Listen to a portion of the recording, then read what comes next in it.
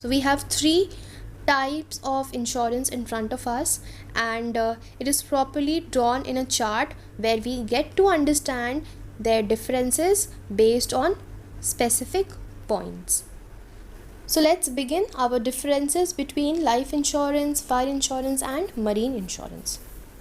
The first basis of difference is the subject matter. So who are we actually protecting in this? That is basically the subject matter. In life insurance, we are protecting the human life. In fire insurance, we are protecting any physical property or any assets like machinery or office or house, whatever we have discussed it previously. And under marine insurance, we get the ships or the cargo or the freight protected, right? First point clear. All the three have three separate things to protect, things to insure. Second point is element. Element means what is actually it used for. Now life insurance is used as a means of protection for our own life.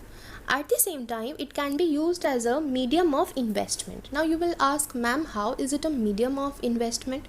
So in very short, I would like to tell you that whatever premium we pay in case of life insurance policies, that premium amount is actually deducted while calculating our income. Understood? Income in the sense, when I have to pay my income tax, then my total income is calculated. Now after my total income is calculated, this amount of premium I can deduct from my gross total income. Okay, suppose my income coming calculated is 20 lakh and I pay a premium of suppose 1 lakh. So from that 20 lakh, 1 lakh will be deducted, making my income to be 19 lakh, and on that 19 lakh my tax will be calculated. So that is why, because of these kind of savings also, many people prefer to go for life insurance policies, because they think they will get protection also, at the same time they can make some investments. Understood the point now? Because if I calculate tax on 20 lakh, definitely it will be higher than if I calculate it on 19 lakh. Understood? For fire insurance, the motive is just getting some protection, and for marine insurance also, the motive is just to get some protection. Point number 3, insurable interest. So insurable interest should be there. For fire insurance, at the time of taking the policy, we need to have a connection, we need to have insurable interest, as well as at the time of the loss, we need to have an insurable interest. Same for marine insurance. In marine insurance, the insurable interest must be present at the time of loss. Correct? Point number 4 says about duration. So life insurance policies can be taken for a period of 5 years to 30 years or the whole of life. For fire insurance, it is generally for 1 year, and for marine insurance, it is either for 1 year or for one journey, one period of voyage. Okay, one round of the ship from here to there, that way. Point number 5 is indemnity.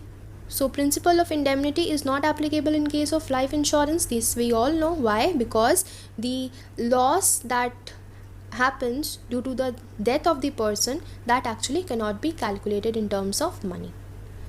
But in case of fire insurance, we can very well calculate the amount of loss, and in case of marine insurance also, we can calculate the amount of loss. Point number 6 we have in front of us is the loss measurement. Loss is not measurable. Now point number 5 and point number 6 are interrelated, as because the loss is not measurable, that is why principle of indemnity does not follow.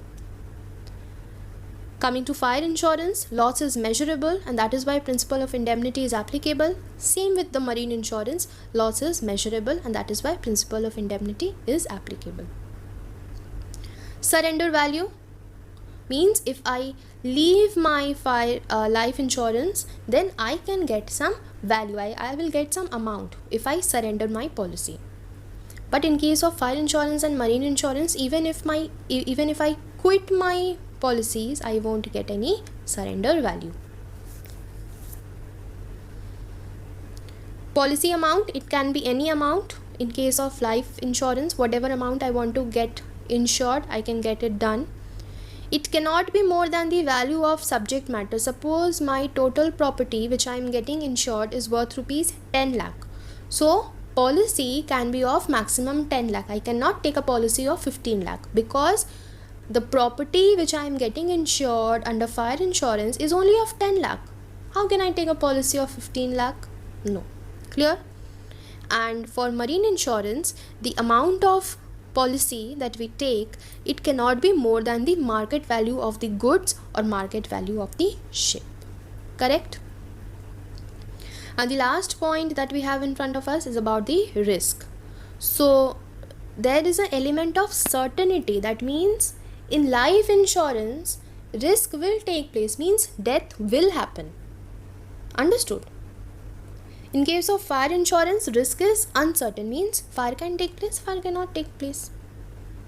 And for marine insurance also, the loss, that means the event, that is capture, collision, storm, sinking, these are things, it can happen also, it cannot happen. So risk is also uncertain here.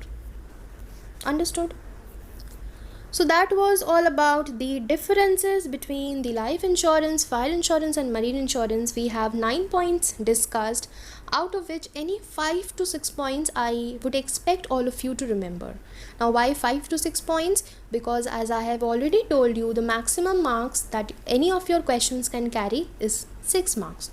A difference can be asked and maximum points you need to write is 6 points. So I am asking you to remember any of the 6 points, whichever you feel easy to remember.